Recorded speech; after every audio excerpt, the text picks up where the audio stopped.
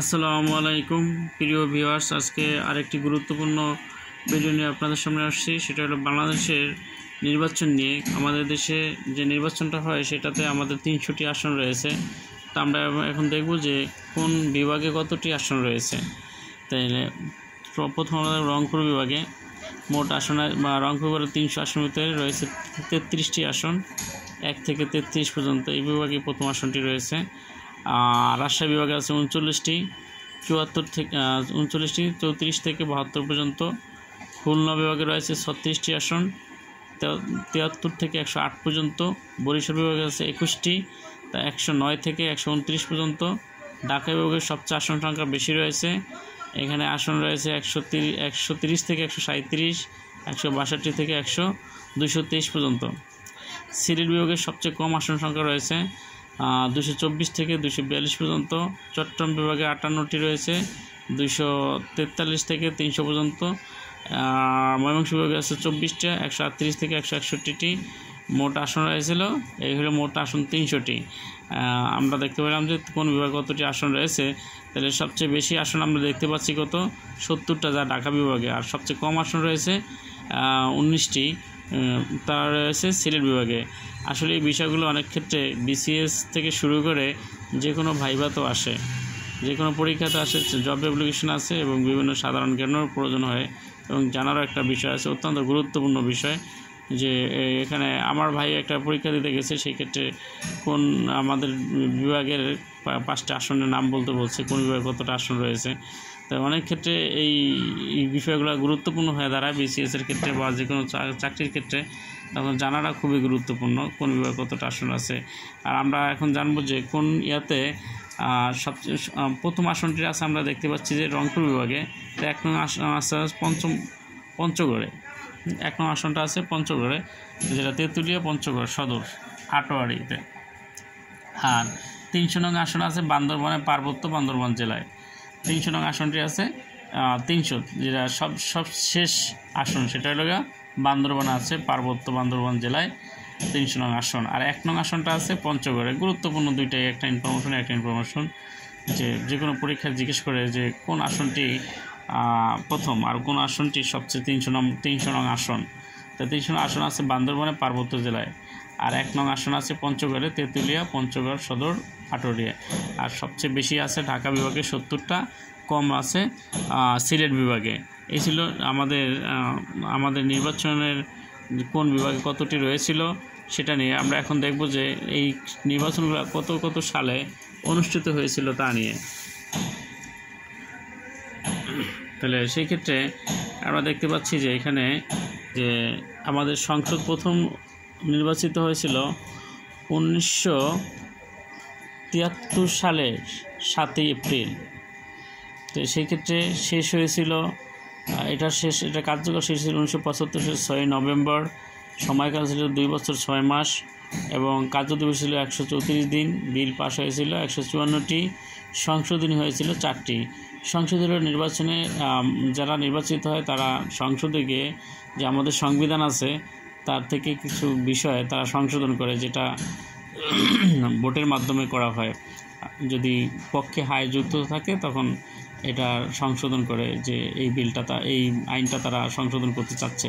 তখন এরকম এই 1973 থেকে সালে এটার ছিল 4টা ছিল। তাহলে দ্বিতীয় এপ্রিল হয়েছে 1969 সালে 2 এপ্রিল।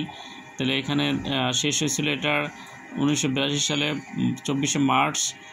সময়কাল ছিল 2 বছর 11 মাস। কার্যদিবস ছিল 206 দিন এবং বিল পাস হয়েছিল 65টি, সংশোধনী 2টি।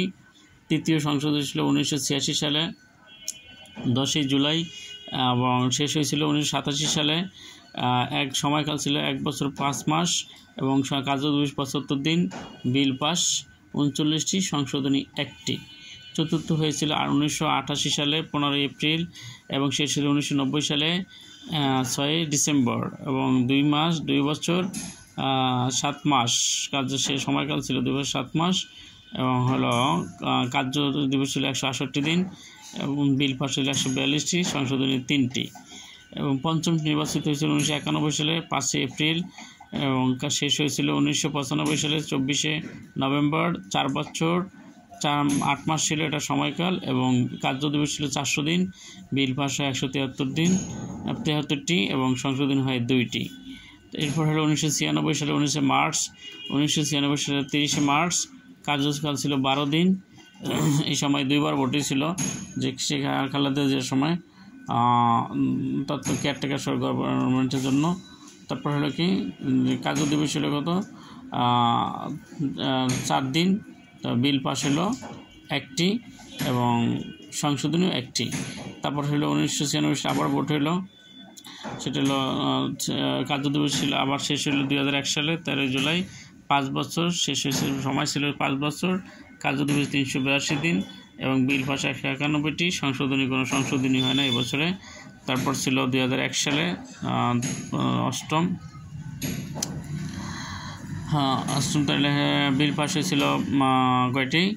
বিল পাস হয়েছিল 185টি এবং সংশোধনী 1টি। তারপর হলো নবম 2009 সালে শেষ হয় 2014 সালে এবং সময়কাল 5 বছর এবং কার্যদিবস 418 দিন। বিল পাস হয় 271 দিন, সংশোধনী 1টি।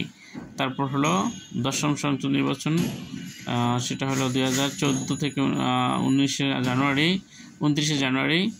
তারপরে শেষ হয় 2019 সালে 18 জানুয়ারি। সময় 5 বছর, কার্যদিবস হলো 410 দিন এবং বিল পাস 193টি এবং সংশোধনী 2টি। আর একাদশ সংসদ নির্বাচন 2019 সালে এবং শেষ হয়েছিল 2024 সালে 29শে জানুয়ারি, যেটা এবছর নির্বাচন হলো। সময়কাল 5 বছর। এরপর হলো 2022 এবং হয়েছে কার্যদিবস হলো 272 দিন এবং বিল পাস হয় 165টি, সংশোধনী হয়নি। এবং একাদশ নির্বাচন হইল এবার, সেটা এখনও যে শেষ হইল, সেটার এখনও কোনো মেয়াদ তো শেষ হলো এই যে 5ই আগস্ট। তাহলে এখানে আমরা আবার হলো যে প্রথম সংসদ নির্বাচন তো এখানে দেখাইছিলাম, তো সেটা 1973 সালে অংশগ্রহণ দল ছিল 14টা, আর দ্বিতীয়টা 1979 সালে দল ছিল 29টি, তৃতীয় সংসদ নির্বাচনে ছিল 86 সালে দল ছিল 28টি, চতুর্থ সংসদ নির্বাচনে 1988 সালে দল ছিল 9টি, পঞ্চম সংসদ নির্বাচনে 1991 সালে দল ছিল 75টি এবং ষষ্ঠ সংসদ নির্বাচনীতে 1996 সালে দল ছিল 42টি এবং সপ্তম সংসদ নির্বাচনীতে 1996 সালে দল ছিল 81টি এবং 2001 সালে অষ্টম নির্বাচন সংশোধনীতে 55টি ছিল দল। তারপর হলো নবম সংসদ নির্বাচনে 2008 সালে ছিল 78টি দল রয়েছিল। এরপর হলো দশমে রয়েছিল 2014 সালের 12টি দল এবং একাদশ সংসদ নির্বাচনে রয়েছিল 2018 সালে 39টি দল। আর সর্বশেষ এবার যে নির্বাচনটি হয়েছিল 2014 সালের 7ই জানুয়ারি দ্বাদশ সংসদ নির্বাচনীতে, সেটা হয়েছিল 28টি দল। এই ছিল আমাদের নির্বাচন সংক্রান্ত তথ্যাবলী। আশা করি এই ভিডিওটি প্রত্যেকের জন্যই গুরুত্বপূর্ণ, যারা বাঙালি রয়েছে এবং যারা পরীক্ষা এবং বিভিন্ন ধরনের স্কুল, কলেজ, ইউনিভার্সিটি এবং বিসিএস পর্যন্ত শুরু করে যত ধরনের পরীক্ষা রয়েছে, এই বিষয়গুলো অনেকটাই গুরুত্বপূর্ণ। তো আশা করি সকলেই উপকৃত হবে। আমার ভিডিওটি ভালো লাগলে লাইক, কমেন্ট, শেয়ার এবং অন্যান্য ভিডিও পাওয়ার জন্য আমার এই ভিডিওটি সাবস্ক্রাইব করার জন্য সকল অনুরোধ রইল। আজকের মতো এখানেই শেষ। আসসালামু আলাইকুম।